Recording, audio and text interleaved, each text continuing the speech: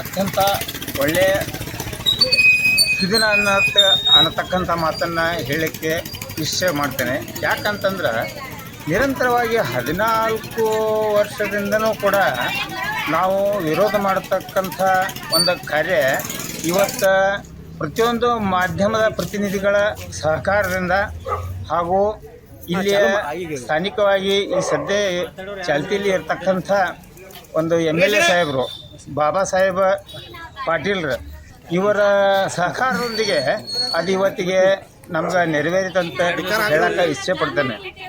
ಯಾಕಂದ್ರೆ ಈಗ 3-4 ದಿವಸದಿಂದ ನಿರಂತರವಾಗಿ ಇಲ್ಲಿ ಮಹಿಳೆಯರು ಹಾಗೂ ವೃದ್ಧರು ಮಕ್ಕಳು ನಿರಂತರವಾಗಿ ಅಹೋರಾತ್ರಿ ಧರಣಿ ಕುಂತರೂ ಕೂಡ ಯಾವುದೇ ಒಂದು ಪ್ರತಿಫಲ ದೊರಕಿರುತ್ತಿಲ್ಲ. ಇವತ್ತಿನ ದಿವಸ ಅದು ನೆರವೇರಿದೆ. ಅದು ಏನಂದ್ರೆ ಈ ಮಾಧ್ಯಮದವರು ಹಾಗೂ ಎಲ್ಲ ಅಧಿಕಾರಿ ವರ್ಗದವರು ಕೂಡ ಒಂದು ಸಹಕಾರ ಕೊಟ್ಟಿದ್ದಾರೆ.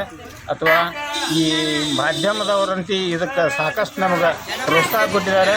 ಈ ಮಾಧ್ಯಮದವರ ಒಂದು ಅನುಕೂಲತೆಯಿಂದ ಇವರೇನು ಸರ್ಕಾರಕ್ಕೆ ಇದನ್ನು ಬಿಸಿ ಮುಟ್ಟಿಸಿದ್ರು. ಅದಕ್ಕಾಗಿ ನಮಗೆ ಇವತ್ತು ಒಂದು ಒಳ್ಳೆಯ ನ್ಯೂಸ್ ಸಿಕ್ಕದ. ಮತ್ತು ಎಲ್ಲ ಮಾಧ್ಯಮ ಪ್ರತಿನಿಧಿಗಳಿಗೂ ಕೂಡ ಅಧಿಕಾರಿ ವರ್ಗದವರಿಗೂ ಕೂಡ ನಾನು ಧನ್ಯವಾದಗಳನ್ನು ಹೇಳಕ್ಕೆ ಬಯಸ್ತೇನೆ. ಚಲೋ ಈಗ